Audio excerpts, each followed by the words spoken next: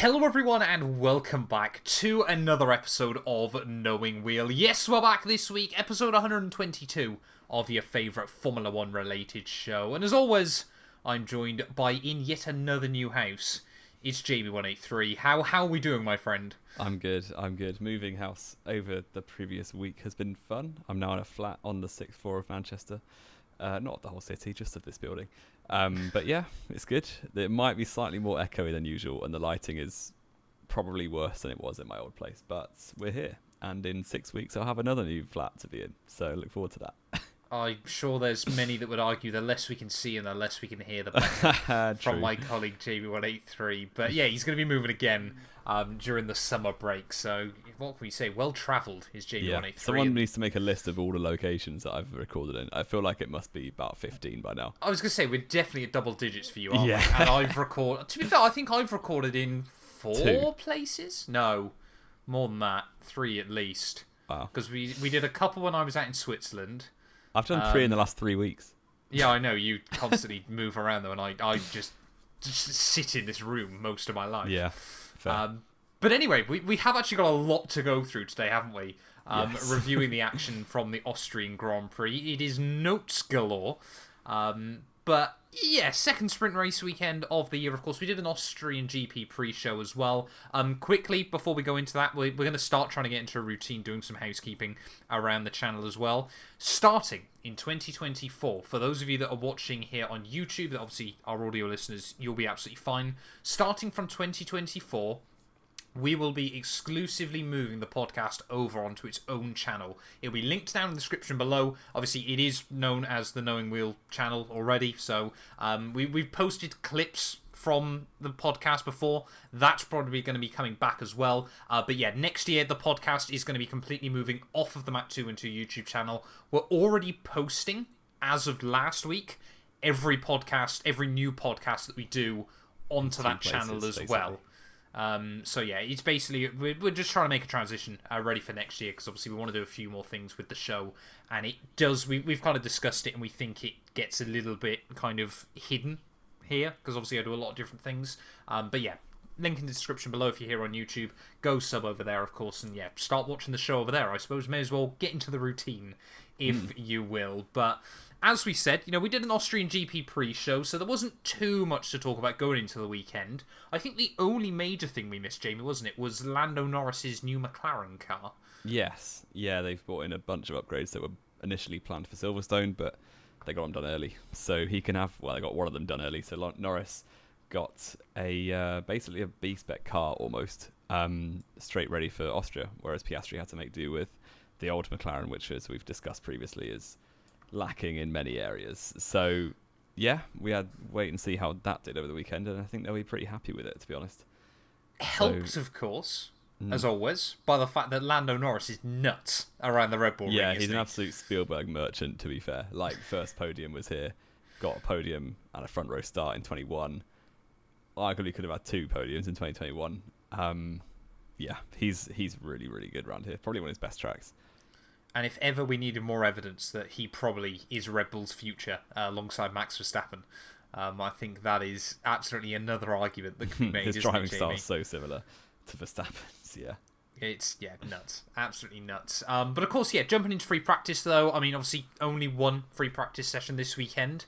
This was something as well that I wanted to talk to you about. Only one free practice session, I know we've discussed it before, really, really does screw over the rookies, doesn't it?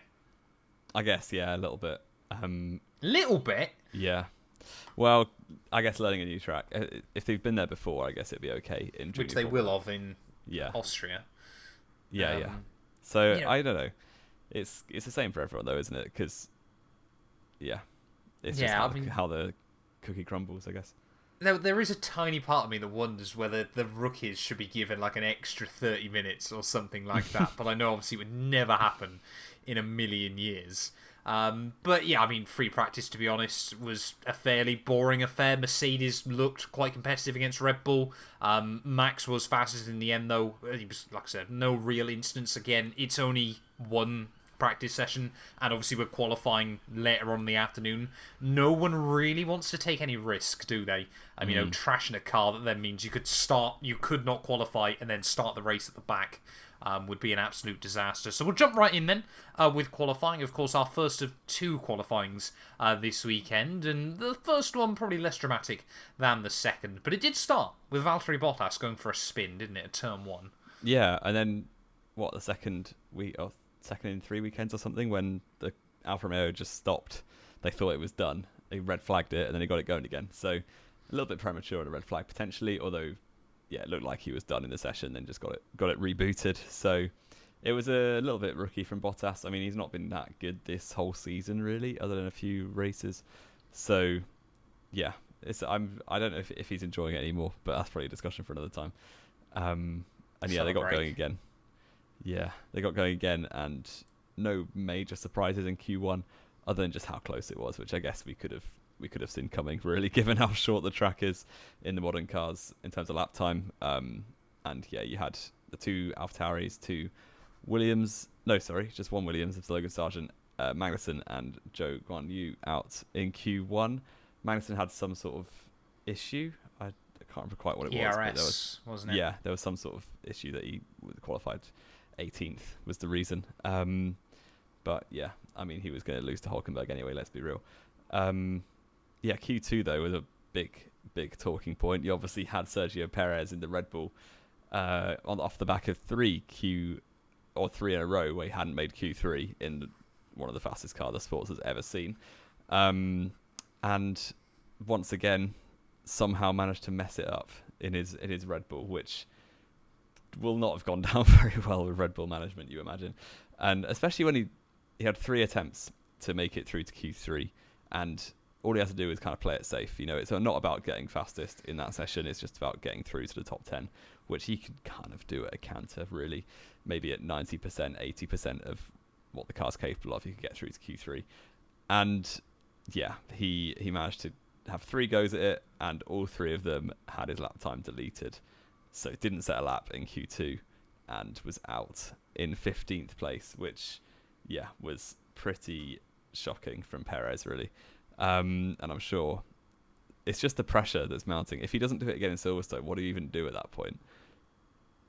Yeah, I mean, I was going to say that in a minute. I reckon Silverstone will be where he starts to get his mojo back. But, I mean, the first time since 2008, a Red Bull has failed to make Q3 4 times in a row. And this is probably the most sickeningly OP Red Bull that they've ever had in that regard as well. Is. I get it. It's a short lap. You have got to still be on it. I mean, it was David Coulthard, I think, made a fantastic, obviously, statement after Q1. The first time ever in Formula 1 that the entire grid has been covered by less than a second in a session, which was closer than F2 and F3. And obviously they've got identical cars, yeah. Which is absolutely wild, isn't it? The fact it says a lot about the quality of driver. Yeah, exactly. That is the other big thing. You haven't got your Brad Benavides or some of the really poor drivers in F3. Nikita Mazepin anymore. Nikita Mazepin as well. Exactly, he was a second off anyone. Never mind everyone. Yeah. But I mean, yeah, Checo, he's got a. I mean, to be fair, a little bit of spoiler, of course, but we all, I'm pretty certain we all would have watched the race. He did recover quite well, of course, come Sunday afternoon, but he shouldn't have to be recovering, and especially not 4 weekends in a row should he be having to recover, because, of course, Max Verstappen isn't a driver that has to recover 4 weekends in a row, or ever at all, it feels like at the moment.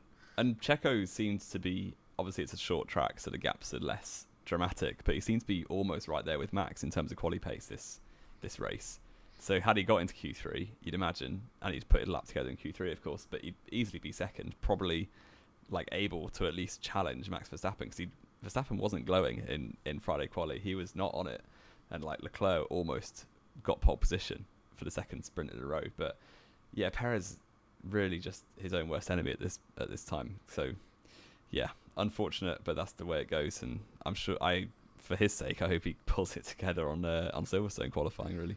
Well, this is the thing, isn't it? And I know we've spoke so much about Nick de Vries, is really in a tight situation with Red Bull at the moment. It does feel like any day that announcement could come, and I don't think either of us would be too surprised. Is Perez going to be following him to Job Centre come the end of the year? It could be. Yeah. It's lucky for him that he's able to recover. I think if he was doing this in 2021 and he was finishing like 6th, 7th every week because it was harder to follow and harder to pass and the grid was closer, he wasn't in such an OP car, then yeah, it would have been hard. But the fact that he can generally at least get back towards the top 5, top 3, it's kind of bailing him out. Yeah, but I'm still not, if I was Red Bull management, you'd be looking at that going, well, I could get a Lando Norris in who can seem to do the job every week. I mean, I know, again, it's just us trying to hype up. And I'm not sure how I'd feel about Lando Norris going to Red Bull either. Going to the dark side, yeah. Exactly. I don't think Max Verstappen would feel that happy if he got a proper good teammate, to be honest. I think Verstappen would beat him. Yeah, but it would be less comfortable. It would be more of an ego thing for Max. Which, I mean, I was literally about to get onto in a couple of minutes when we talk about the actual sprint race. But yeah, obviously we jumped into Q3 though. I mean, like you said, Max, I think not on it is a bit harsh. I think he just knew, of course, that it didn't really matter at that point, did it? Yeah. Because the only car that was ever going to be able to keep up with him in the race was starting P15 again. And I mean, he still took pole. That being said, though, Leclerc, Friday night again, absolutely wringing the neck out of that Ferrari. It was a fantastic lap by him to get within half a tenth of the Red Bull. I mean, those final couple of corners were absolutely beautiful, driving from Charles Leclerc. And he had Sainz right behind him in P3. Carlos Sainz, I think he had a decent little weekend. He did. Unfortunately, didn't really get what he deserved in terms of result, but that was kind of his own fault. We'll comment on that later. But yeah, he was very good pace all weekend. Yeah, and again, obviously, like we said, Spielberg merchant himself, Lando Norris, P4 on the grid as well. They're able to beat out Hamilton. And another weekend where Aston Martin just seemed to be a little bit alienated.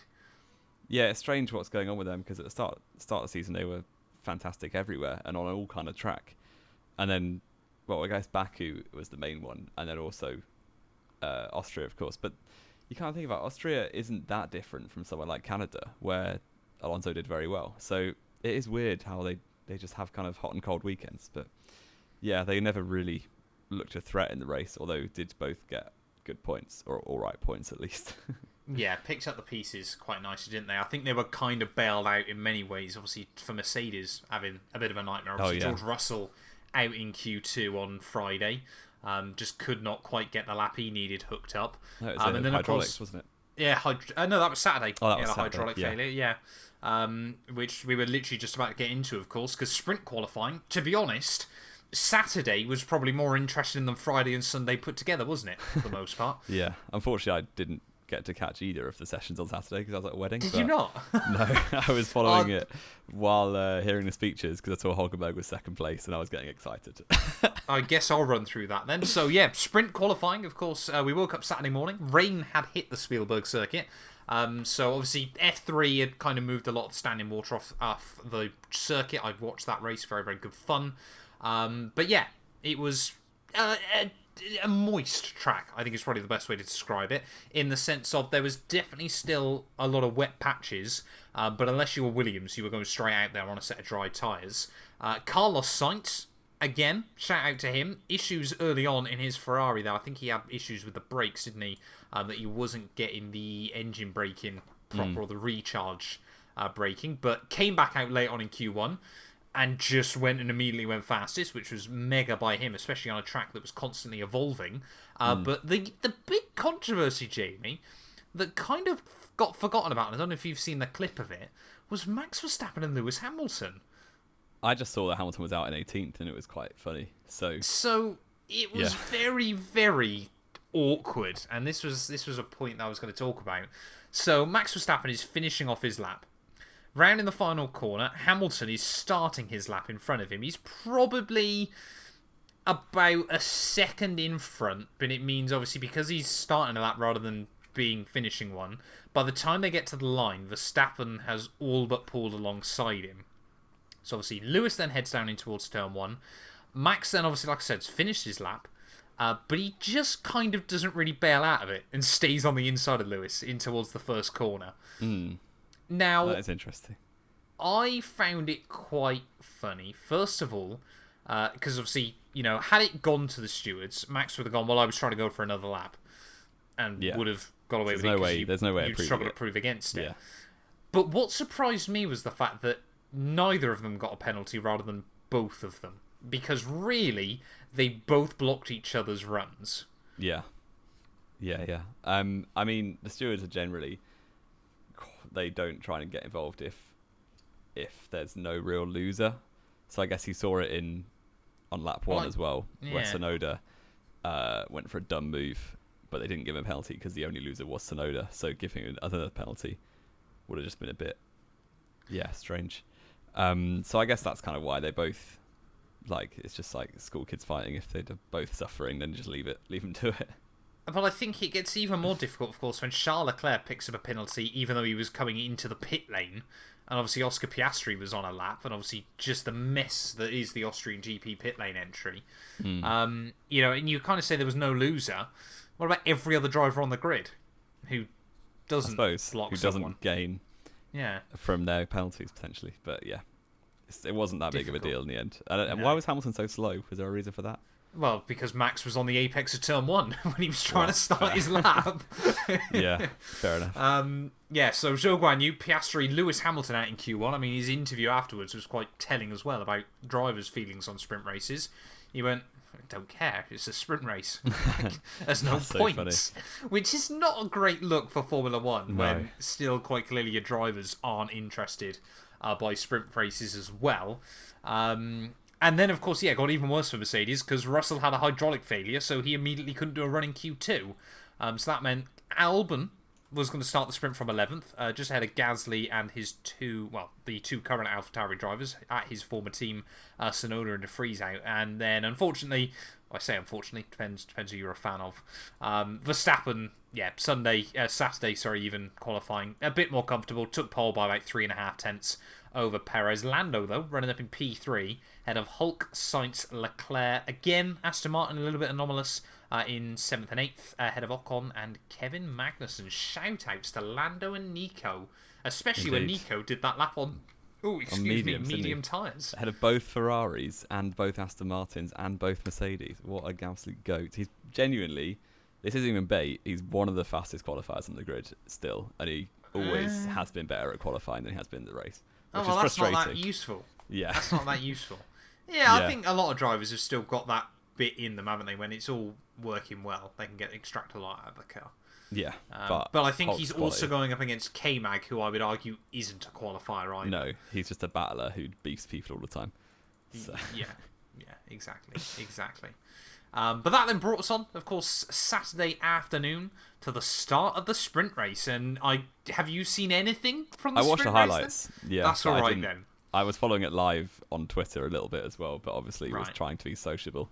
Yes, yeah. Thoughts on the Perez and Max incidents then at the start? That was just weird. It was just like Perez thought he was a hard man, kind of, and was like, I'm going to have a go at Max. And then, I mean, it was fair. I think, I'm glad there was no penalties, basically, but it was hard racing, obviously. I think if it wasn't teammates and if there was contact, they probably would have dished out some pens. But yeah, I just found it funny that Perez went all like, look at me, I'm massive, into turn 1, and then into turn 3 he got absolutely done up the inside. Was left also nowhere to go. Yeah, but still, Max was able to brake so much later and get the car alongside, which was crazy. But yeah, I mean, I think Perez kind of probably had a point to prove after qualifying 15th for the GP. But yeah, it was never going to last that long. And I guess if he was able to get ahead of Max permanently and stay ahead of Max, then maybe he could have held that for the rest of the race. But I doubt it. But I guess that was his big opportunity, and he took it into turn 1 and then immediately gave it back into turn 3. Yes, yeah, exactly. And I mean, I said there obviously that he was left no space. He also left Max no space on the exit of turn 1. It was 6 to 1 half dozen the other, really, wasn't it? Exactly, exactly. And this was the point I was actually going to talk about when it comes to Max Verstappen's ego. Because, of course, that dive into turn 2 was completely, Yeah, you're the number 2 here, mate. I'm not. It was just like, right, if you can give that, you're taking this, really, wasn't it? Exactly. Yeah. The thing that gutted me in it, of course, was the fact that Lando Norris, had he just been able to get the car slowed down slightly earlier, probably could have taken the lead. Yeah. Because he was probably in prime position there to get up to the front. And instead, it was a certain Nico Hülkenberg that found himself all the way up to P2 after Verstappen and Perez continued to barge each other around at turn 4. Good move from Hulk on Perez as well. So, yeah, it was a very good move into turn 5, round the outside. Indeed. Best wet driver on the grid? No, definitely not. Probably top 5 wet drivers on the grid. Oh, behave. He genuinely, qualifying in wet weather, they're the good things. They're the things he has. Remind me where he finished in this sprint race after running P2 in a for car half that's probably of the race? the 8th fastest on the grid. Oh, give up. It's definitely not in the top 5 in the... It's because we've got 4 locked in. Yeah. And Haas are always nuts at Austria, remember? He deserves some credit. He's Haas are very always good. great at Austria, so you can't even argue that. Fair. As well. I mean, it would take Perez 12 laps to get back past Hülkenberg, which is kind of nuts. By which point Verstappen had checked out and won the race. Verstappen had won, at this point. But it was looking like the dry tyres could be possible pretty soon. So after a good little battle between Leclerc and Esteban Ocon, which Leclerc then ran wide and let Lando Norris past him, George Russell was the first to blink at the end of lap 16, wasn't he? Yeah, was he out? He was out at the points, wasn't he, at that point? He was 10th, so just outside. So he kind of had to roll the dice because obviously you're battling for what, 1 or 2 points, and if it goes well, you might didn't care. Yeah, he might end up 5th or 4th if you go dries and it works. So that's what he did.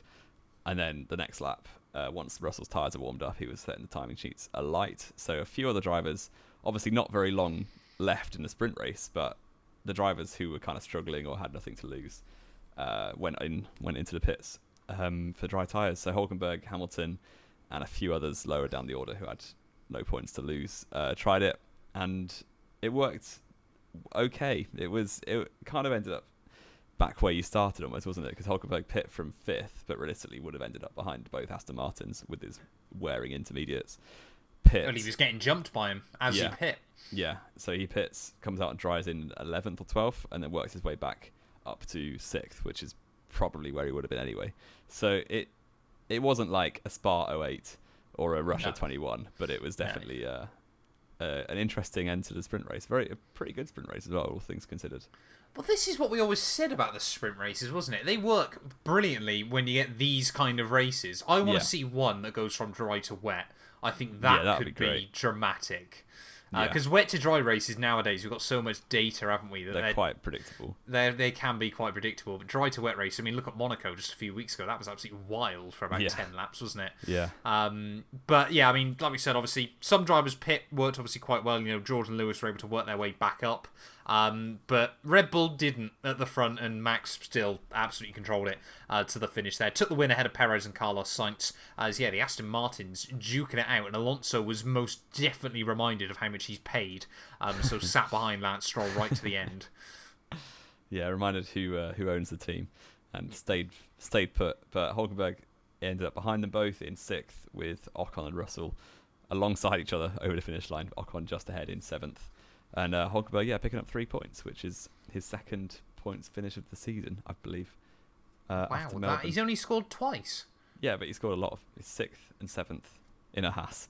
So we take that. 6th in a sprint race, mate. Come on, it's 3 points. Yeah, it's not 3 all more than that. Hamilton got in the sprint. Yeah, it's a fair point, but look how well Lewis is in the championship. Yeah. Just remember, Hamilton's had more podiums this year than Nico will ever get. Will ever? That's a big statement. He won't get a podium. You can't honestly believe Hülkenberg's got a podium in him still, surely. It's been closer this year than he has been his previous few seasons in Formula 1. Yeah, but... he was a dodgy red flag call away in Melbourne, so there you go. He was, yeah, to be fair. Had he got a podium this weekend... in the sprint, how gutted would you have been? Because it wouldn't count. I would have counted it. I know you would have counted it, but it wouldn't have counted, was the point I was making. Yeah, I mean, it would have been... Like, I'd have still taken it really well, because you got the pictures, you get my new phone background, so that's all that really matters. Oh, you don't want Max and Checo on there, do you? Surely. Probably not. If it was like Max and Lando and Hulk, that would be all over it. You can't just make a podium. Someone photoshopped me that, and I won't use it. Don't waste your time photoshopping Yeah. that, ladies and gentlemen. But that brought us in then, finally, to race day Sunday, doesn't it? Wow. It was a decent race. Again, it was another race, wasn't it, Jamie, where there's a fair amount going on. Yeah. But it's just the... I mean, there's no other way of putting it. It's no just the way jeopardy. Max wins. Yeah. If you He took just Max wins out of the in such picture... a boring way. If you took Max out of the picture, how many... You'd probably have 5 winners this... How many drivers have finished second? Alonso, Perez, Hamilton. Is that it? And Leclerc. Yeah, so now. 4 winners in 8 races, or 9 races, sorry. It's not that bad if you took No. Verstappen out. No, just remove Verstappen. But I mean, yeah, it's just there's no jeopardy. So you've got slightly interesting races, but you just know that the win's always in the bag. So even as a Verstappen fan, I kind of want something to go wrong for him at some point, but still win the championship. It'd be all he needs to do, and this. Yeah, I'm trying to think. Just start doing Leicester first. Well, I'm trying to think of a way I word this nicely where it doesn't sound like I'm evil. Say, for example, he decides to take 3 months off to spend going fishing with his dad, let's say. Yeah. Why he do that in the middle of an F1 season, I don't know. That would be brilliant. We get some different winners. He comes back then a and still wins the championship battle. He championship. probably would still. That's what worries me. Yeah. Especially if it was 3 months from now, because he only missed like 6 races. Checo would still throw it away. Yeah, he'd still be qualifying 15th every week. Probably. Anyway, back to the Austrian Grand Prix, though, I suppose. We've gone on a bit of a tangent there. Early drama, wasn't it? For probably the man that's been hyped up more than any other so far this year, little Yuki Tsunoda. Messed it up twice in 4 corners to start the race.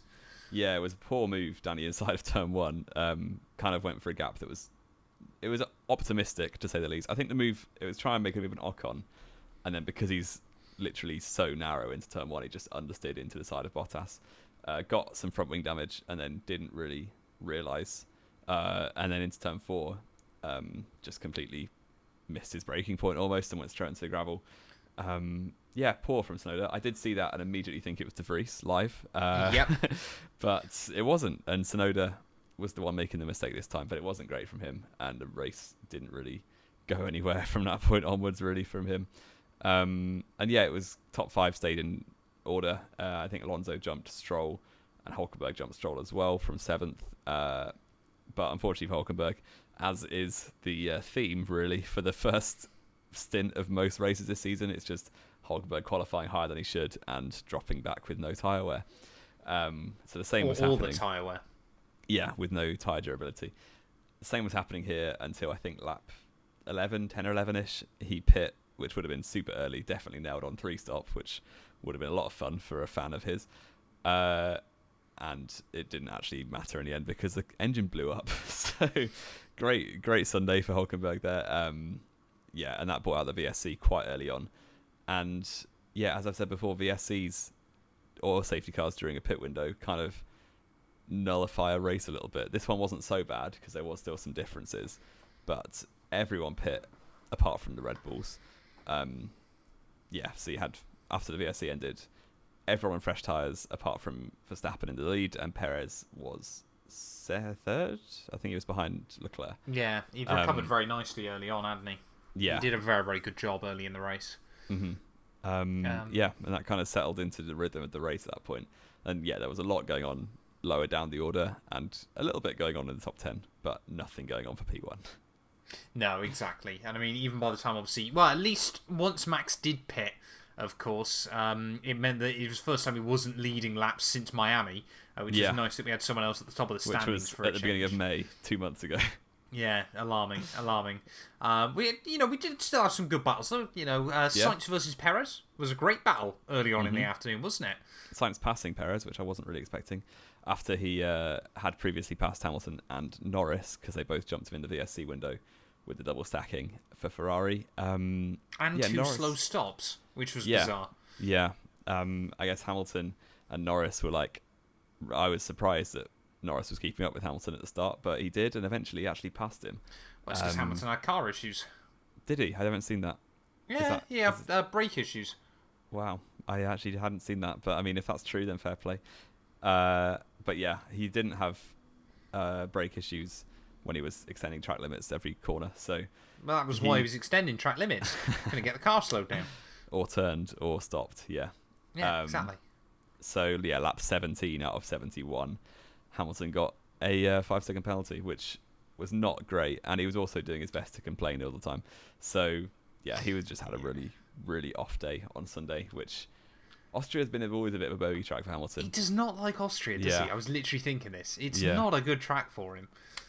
Yeah, because even, both his Mercedes teammates during the dominant era had more wins than he did in the head-to-head over their time together. So that's just unusual, really. And yeah, which is bizarre, because on the other hand, he had one of his best ever qualifying performances also in Austria. In the wet, in 2020, wasn't it? Very, strange. very weird venue for Lewis Hamilton. I mean, again, it was one of those races where there was obviously lots going on, but it's just not where people want a lot going on. I mean, apparently, according to Jamie on the notes, most of it was involving Kevin Magnussen as well there. Magnussen likes to get involved in scraps. He definitely is the kind of guy that just goes to pubs to have a fight. Yeah, completely. And he hadn't pit under the VSC as well, so he was raised up like 8 places to where he was before, and then spent the next 20 laps just falling back slowly, but making a fight of it every time. So yeah, it was fun to watch. But you had, I think, both Williams, Bottas was in there, Joe was in there, and Magnussen just being a bit of a menace to everyone. Yeah, until he got yeeted by Nick de Vries, wasn't it? Again, second weekend in a row. Even Kevin Magnussen had come to blows. I don't know what de Vries is trying to prove against him, but clearly not happy. Yeah, a little shove into the gravel and a 5-second pen to follow. Actually not for track limits, which became a bit of a rarity, that any 5-second penalty wasn't related to track limit infringements. But yeah, de Vries, another mistake in a weekend, and we'll see what happens. Maybe by the time this goes out, Liam Lawson will be in, but we shall wait and see. Yeah, not convinced it'll happen. Well, apparently de Vries has been told now, hasn't he, that it's his decision, which is not great. When the team it's de Vries' decision? Apparently. Why would he leave? Perhaps he'll get paid off. I don't know. Fair, maybe. Very, very weird kind of scenario going on with Red Bull. But then, of course, later on in the afternoon, though, Ferrari, they obviously went on to a 2-stop strategy.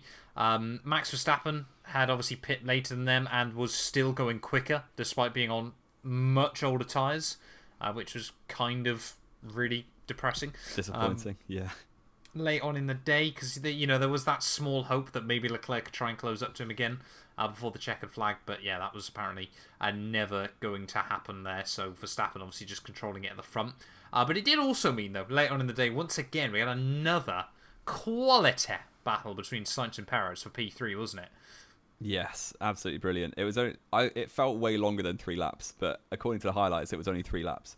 But yeah, every time they were going at it, Sainz was playing his hand perfectly.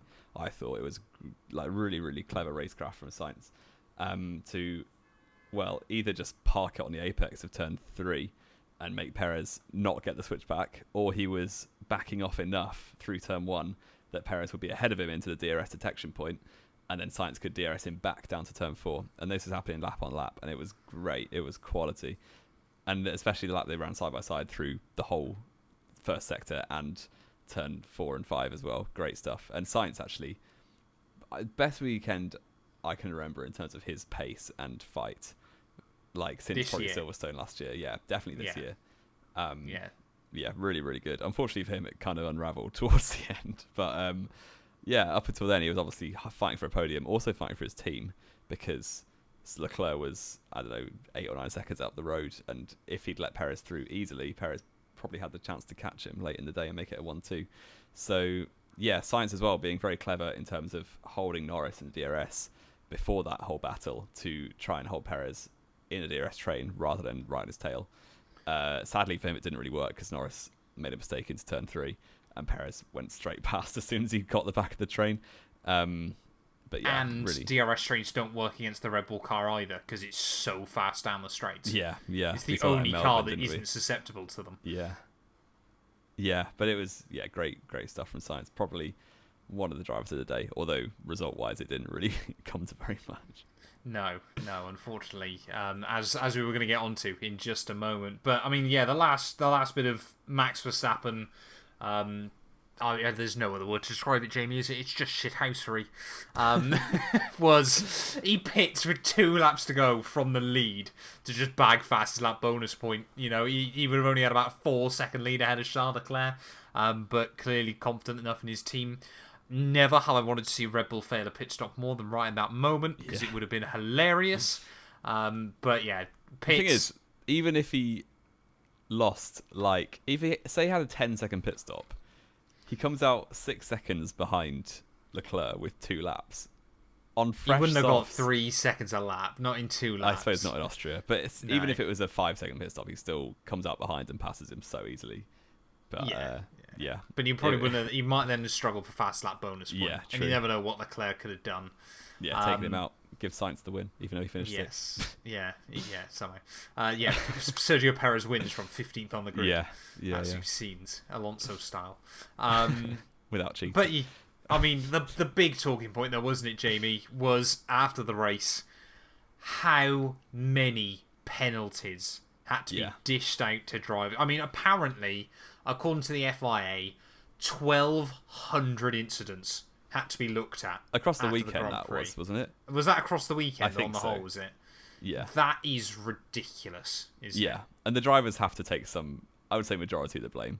All of the blame. Yes, They're the ones going off the track. Yeah, exactly. And the white line defines the track limit. We've played league racing F1 before. That's how it works. And if you can't, I mean, I always used to just finesse the system and work out how to glitch it, but glitch it strong, just abuse it, I think is probably more accurate. Yeah, Germany turn 1, shout out. If the drivers don't want penalties, stay in the white lines, like Joe Gonyu did. And so, who else didn't? Someone ahead of Joe also didn't get a single warning the whole race. But I don't know who it was. Maybe it was Verstappen. No, I think Verstappen, I want to say it was Russell. Could have been. But I know Joe, say they disqualify the lap that you corner cut on, Joe would have finished P2. Yeah. Was poor. And especially Esteban Ocon, who after equaling the record in Bahrain for most penalties in a race, he set a new record in Austria for most penalties in a race, so fair play to him.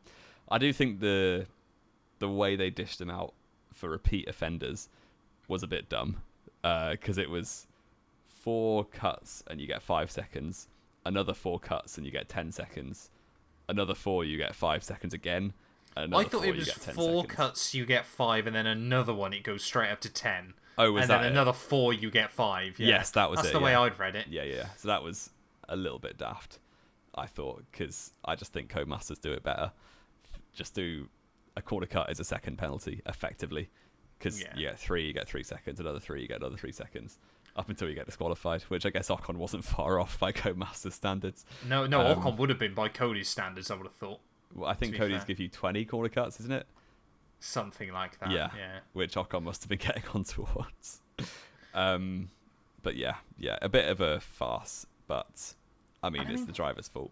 Exactly, and this is the thing. Obviously, when you've got drivers complaining about it, like I'm completely of the mindset that still track limits now, for the first time probably since we started watching Formula 1, isn't it? Makes sense. At last. Like, the fact that they came in last year, Niels Vittich, and I always forget the guy that actually does it now's name. I can't help you there. No, that's really bad, isn't it, for a podcast? Knowing wheel, not knowing the FIA. Exactly. Yeah, not knowing the FIA. We're not mates with them. But the fact that they came in and went, right, it's white lines now. Simple as that. You stay between the white lines or you're getting penalties. Love that. Absolutely love that. It was and so most of the dumb, drivers like, 2 did years as ago. well. 2 years ago, But when then, it was like some corners are the curb, some corners are the white line, some corners you can do what you absolutely want. It was so stupid. So now the consistency, we love it. But then you've got drivers going, oh, well, if I haven't gained an advantage, then it shouldn't be a penalty. No, stay between the white lines. I could understand, I think it was Lando. It might have been Lando, it might have been Stroll, who got a warning, even though he locked up, ran off, and definitely lost time. Yeah. I can understand why that's still annoying. Did you see Hulkenberg got a warning for retiring from the race? Yes. That was funny. Yeah. But there is an element of you pay to keep it between the white lines. Yeah. The only thing the FA could have done better was stay on top of it quicker, because on lap 70, there needed to be an automated system. They were still dishing out pens from lap 60. So We didn't know and the that result does for a long change the time. way a race works, unfortunately, for a lot of drivers.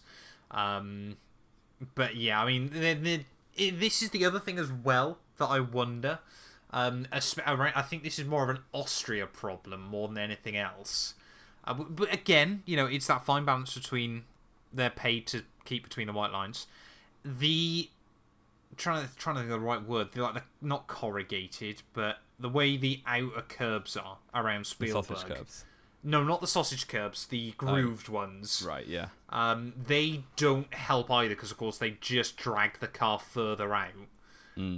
But at the end of the day, if they're going to drag the car further out, stay don't away touch from them them in the first place. Should be pretty simple. In football, if a ball goes over the line, it's out. There's nothing Exactly. that's how it works. Yeah. Just very, very weird. But, it did mean at the end of the day, though, Max Verstappen takes the win ahead of Charles Leclerc. Sergio Perez, good recovery to P3 ahead of Lando. Norris, Alonso ahead of Sainz after his penalties. So Sainz, after having a mega race, came 6th somehow. Yeah. Russell and Hamilton recovered back, obviously, into decent points. Stroll got and 2 penalties.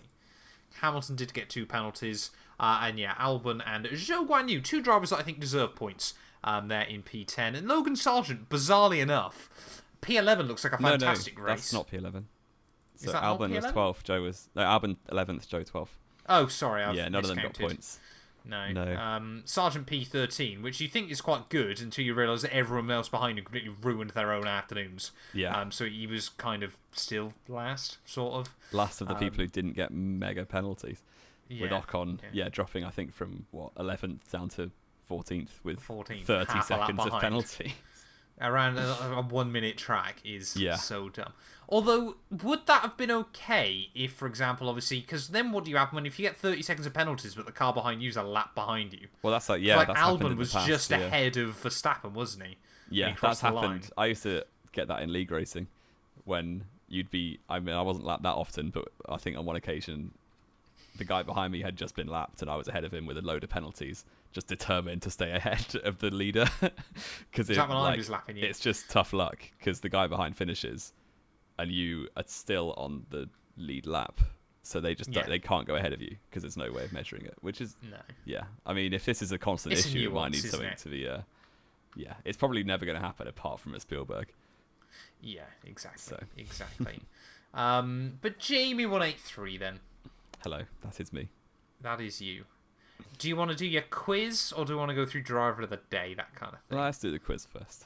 We're going to do the quiz first. So, famously, of course, Max Verstappen now has jumped Ayrton Senna for race victories in Formula 1. 42 now against Ayrton Senna's 41. Of course, half of those being taken in since the start of last season, isn't it?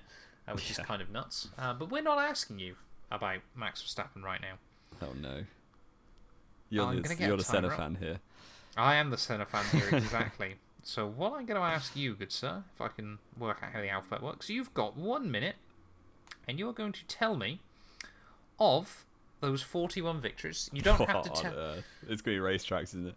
You are going to name me every racetrack that Ayrton Senna won. Your time starts now. All right, Monaco. Yep. Like Kyalami. Nope. Silverstone. Yep. Hungary. Only once. Put it Hungaroring. Yep. Won that there quite a few times. Nürburgring. Hockenheim. He did win in the Hockenheim Ring. Nürburgring was off the calendar. Can I just name countries? I've got the tracks. Brands Hatch. Ideally, I want tracks. Never raced at Brands Hatch. Oh dear. France, like Magny-Cours. Nope, never won there. Spain, Barcelona. What's the old track? He did win at Barcelona. Madrid? No. America. That's got to take like 6 off, right? No, I'm asking for specific tracks in America. Caesar's Palace. Vegas. Nope. Never raced either of them, I don't think. This is so bad. Dallas. You got 10 seconds. No. So many European. Monza. Yep. Austria. Nope. And your time is up. Melbourne. Adelaide. Oh dear. That was so there were 17 answers there. Oh, hello. There were 17 answers there, Jamie. 1, 2, 3, That's really 4, cruel. 5, 6, 7. You know I'm not good at anything pre-2010. No, pre-2006. Yeah, exactly. Hence why I ask you. So there were 17 answers. You got 6. So nice. Just over a There 33% conversion rate. You forgot some that you kick yourself for. Yep. Spa, Oh yeah, nice. Yeah. for example, won there. I think, just forgot 4 about times. Europe. I tried to name obscure tracks and just forgot about all the basic ones. Pretty much. Canada won there. Yeah. Yeah. Brazil won there. Oh, Japan Brazil! Come on. That's so won obvious. at Japan. Australia, obviously that Suzuka. was Oh, yeah. Adelaide. Yeah. Estoril. Estoril was the Donington. one I was trying to name, but forgot. Yeah, and Mexico. And then the US tracks that you couldn't quite get. You also Detroit. got San Marino. Detroit, yep, and Phoenix were the two Phoenix, you were missing okay. there. Yeah. So disappointing from you there, JB183. Yeah. A disappointing I'm going to show. ask you about the 1960s next week. Please do. Please do. I look forward to it. Driver of the day then. Here from Spielberg. Or driver of the weekend, I suppose we do. Driver of the weekend. I mean, I'm not giving it to Max just because that's quite boring, but he did do everything he could have done. I mean, he scored every possible point, couldn't he? I don't think it's harsh not to give it to him, but I totally get it. I'll give it to Lando Norris. I think, Lando Norris had a fantastic He got the weekend, official didn't he? one as well. He did, didn't he? Because, he had a very good weekend. People forget that he is a merchant around the venue as well, but, doesn't make him any less good this weekend. Sykes as well, like I said, I think he probably deserves a bit of a shout out, despite the fact he didn't really look good on the results. And if it's for Sunday only, I think Checo did quite a decent job, all things Should considered. have finished second, but yeah. Every driver that didn't get a track limits penalty, I think also deserves a bit of a shout out in that regard. In terms then of our own little predictions, I did really well this week, didn't I? Yeah, I need to start taking it seriously again and stop predicting Alonso to win. So I think I got 7 points. out of 10, 7 wasn't points. it? 6 of them were for Max, but I'm taking it. Yes, I should realistically 6 should be a minimum for a sprint weekend these days. But for some reason, did you get, sorry? I said Alonso would win the sprint race, which didn't happen. Didn't really look like ever happening at all. So yeah, that's a shame. But I think I got 4 points for Verstappen quali and race, and that was it. Was that it? I think you put Leclerc on the podium. No, I didn't. I went Alonso not? Russell. Yeah. Oh yes, you did. So you got 4 points this weekend, which actually means the scores are closing in. It's They are. 35 to 33. I'm fighting back this year. This is going to be my year. I need where to start being fight back. boring again. Maybe. I'm quite a fan of the fact I might actually have a chance this year, which is good for me. Race racing. We got race rating. Yes, of course. I knew we were forgetting one last thing. Yeah. I mean, I quite enjoyed it. Yeah, it was another. It's so weird, isn't it? This year, it was another race that was. There was a lot going on. To be fair. Yeah. The thing is, we had these races like for 4 years in a row, basically, where you just expected Hamilton to win, or at least one of the Mercedes to win. And we lived for the Germany 2019s and the what other races were good? I guess like Germany 2018. Germany 2018, stuff like that, where the win was in doubt because of wet weather or because of mistakes and stuff. So, and I don't like that's kind of why races like Canada 11 are just the best race of that decade completely, because compared to the second half of the decade, they were quality, and we're kind of in the middle of the dominant period at this point. So it's a shame because you can't give out 9s and 10s lightly, because there just won't be that many in a season. No. Well, really, when you think about it, there should only be, on average, 2 10 out of 10 races a year. Yeah. I mean, this race was good. I'd give it a 6.5. I think that's fair, isn't it? It was better than Baku. That's what I say every week. We do need to keep tabs, don't we, properly about the scores we're giving each Grand Prix this year. But I'm going to give it a 7. It felt like top half race of this season, probably. Yeah. But that's not saying a lot, really. I think, there were some good battles up and down the field once again, which is good. And I think it's always the difficult thing as well, isn't it? Because let's be fair, take Adrian Newey out of the scenario. Regulations this year have worked fantastically. Oh yeah, definitely. Like, we'd have such a great battle between Adrian Newey plus Checo, Max Verstappen. Because even without Verstappen, Perez probably wouldn't be leading the champion. No, he would be, wouldn't he? Yeah, he would be. But not by a lot. No, we'd still have a bit of a fight on our hands, which would be nice. Yeah. Just they're kind of in the way, aren't they? They're just kind we're of witnessing dampening greatness. our spirits. So. I mean, this is the thing. I mean, it did make me laugh because I saw a tweet yesterday from someone going, "Remember us, Max fans. We've got to enjoy these days because soon we'll be like Lewis." And I'm thinking, you bastard. I struggle to enjoy, even though I like to see him be successful, but when it's taking entertainment away from the sport, it is a struggle. And the thing it is as well, like we said at the start, it is the way Max is winning on a lot of weekends as well. That is just. I'm just glad he's not complaining all the time like Lewis used to do. So. I must admit, even I did get a little bit annoyed on a couple of occasions with Lewis this weekend. Yeah, he didn't do great. On Sunday anyway. Yeah. But again, it's like we said, it's one of his bogey tracks. It's a really odd venue for him, which is a bit of a shame as well. But have we got anything else to talk about, Jamie? McLaren are bringing Chrome back. I was literally about to say that. I was like, we get to talk about that on hopefully Thursday or Friday, whenever the podcast goes up. That can hopefully be quite cool. But yeah, we will be back then, like we said, obviously, to recap. Oh, sorry, to preview even, I should say, the British Grand Prix later on in the week. Thank you all, as always, so much for watching. If you have enjoyed, please do make sure to leave a like, get yourself subscribed, follow us on all our various social media bits and pieces as well. And yeah, we will return very, very soon then, ready to discuss the British Grand Prix.